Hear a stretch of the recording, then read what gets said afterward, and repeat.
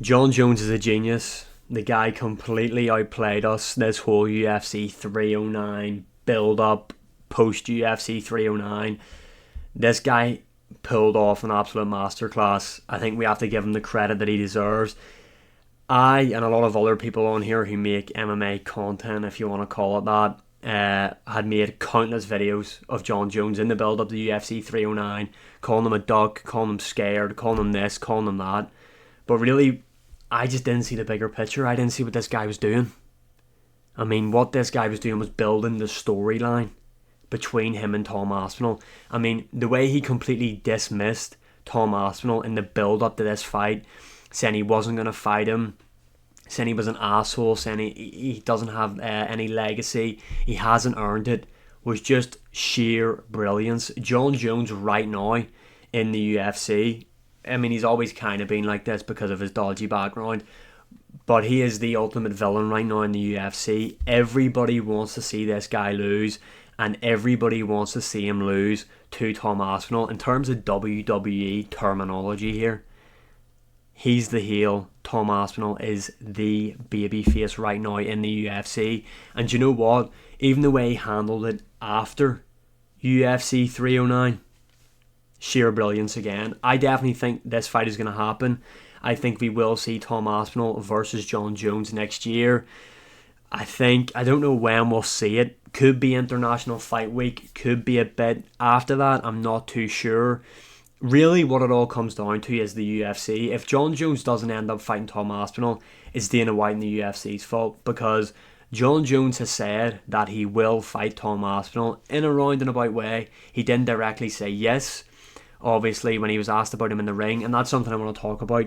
Can someone explain to me why Joe Rogan got in there and said, are you going to give us the fight that everybody wants, Alex Pereira versus John Jones at heavyweight? Not one singular person with a brain in here wants to see that fight. Not one. Nobody cares to see Alex Pereira versus John Jones.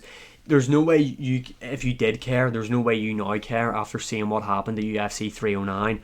Obviously, John Jones in the striking department didn't look amazing, but with the takedown he hit Stipe with the ground and pound he was delivering to Stipe, like, the Pereira matchup isn't competitive in my opinion, and that's no disrespect to Alex Pereira. The run he's currently on is insane. Like I said, we've never seen that run before in the UFC, but I mean, John Jones is just in a different league to Alex Pereira. I would maybe fancy Pereira's chances more if it was a light heavyweight, but at heavyweight, there's no chance. John Jones knows what the toughest fight is. John Jones knows what the fight everybody wants is, and that is Tom Aspinall. And the way John Jones spoke about it at the post-fight press conference, just let us know where his mind is and what he thinks in this Tom Aspinall matchup, because when asked about it, he said that he wants FU money, and we'll get on to that in a minute. But he says the reason why he wants that money is because if he wins, loses, or draws to Tom Aspinall, it doesn't matter because he's been compensated. And we have never, ever, ever, ever, ever heard John Jones speak like that before. So John Jones in his own right knows that this Tom Aspinall matchup is the toughest fight of his career. Without a doubt. I mean, I know Gustafsson 1 was a tough fight. I know DC gave him a couple of tough fights. Obviously, people say he lost to Dominic Reyes, a really close fight. I think the Dominic Reyes, Thiago Santos, and Anthony Smith, those three runs of fights were just... I don't want to take anything away from those guys, but it seemed like John Jones just wasn't motivated to have them fights at that time, if that makes sense. A motivated John Jones is like what we've seen against Gane, what we've seen against Stipe, and what we will definitely see against Tom Aspinall in there. And you know what? I think John Jones versus Tom Aspinall is a lot more competitive than what people are letting on. Now, before UFC 309, I was just like, Tom Aspinall, he's too quick for him, he's too powerful, his boxing's too clean, he's going to smoke John Jones. And you know what? I still think Tom Aspinall will beat him. I still do believe that Tom Aspinall will beat him.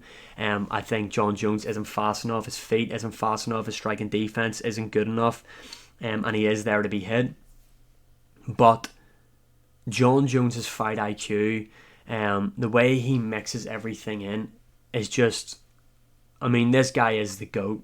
I don't want to glaze this guy, but he is the GOAT, definitely the GOAT of the sport. And I know a lot of people were trying to question that. I even titled the video, not the GOAT, but he is the GOAT. I mean, in terms of people who are that well-rounded, he might be, he's definitely one of the most complete fighters we have ever seen in the UFC.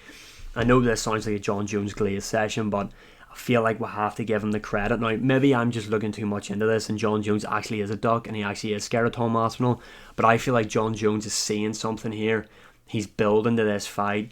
He's building his position to go in with Dana White and Hunter Campbell because, like he said, he wanted FU money. Now, John Jones apparently got reportedly paid $15 million to fight Stipe. In my opinion, that is like FU money. Especially in terms of what people say UFC fighters get paid. I mean, obviously, in boxing, people are getting like 100 million, 50 million, and obviously there is that big divide between the UFC fighters and them. But how many fighters do you know that are getting paid that amount of money? 15 million. I don't know what FU money is for John Jones. I'm hoping he doesn't price himself out. Say he asks for like 25 million. The UFC need to pay that, because even say it doesn't sell that well, which this fight will, it's going to end up being one of the biggest fights of all time, and Dana White himself even admitted that. Even if you make somewhat of a loss, say Tom Aspinall beats John Jones, you have an absolute megastar on your hands, and you already can see that Tom Aspinall is building a fan base. People are interested in him, people are engaged with him. Look at the reaction he got at UFC 309. In fact, the whole build up for UFC 309 was John Jones, Tom Aspinall. This guy, the star power that would come for Tom Aspinall after beating John Jones, you would recoup your money if you were the UFC by any other Tom Aspinall event, because he would be probably the face of the UFC at that point. But this is my one concern, is we have seen this scenario before, which John Jones priced himself out of the Ngannou fight, and that's a fact.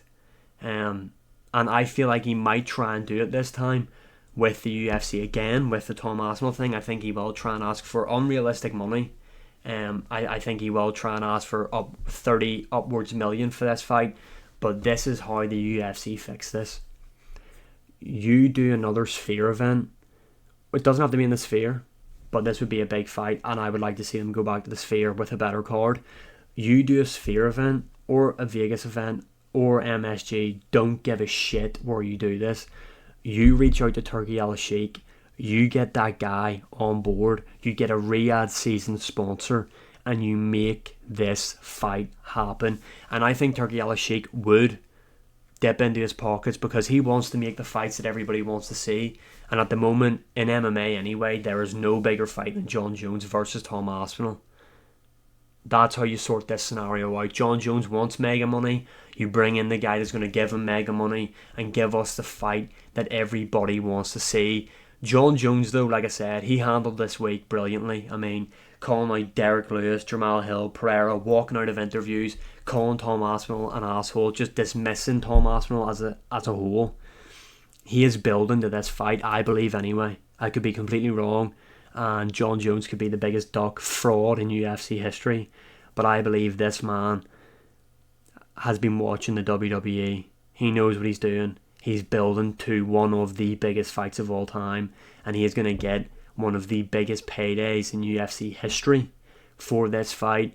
I think John Jones is a genius.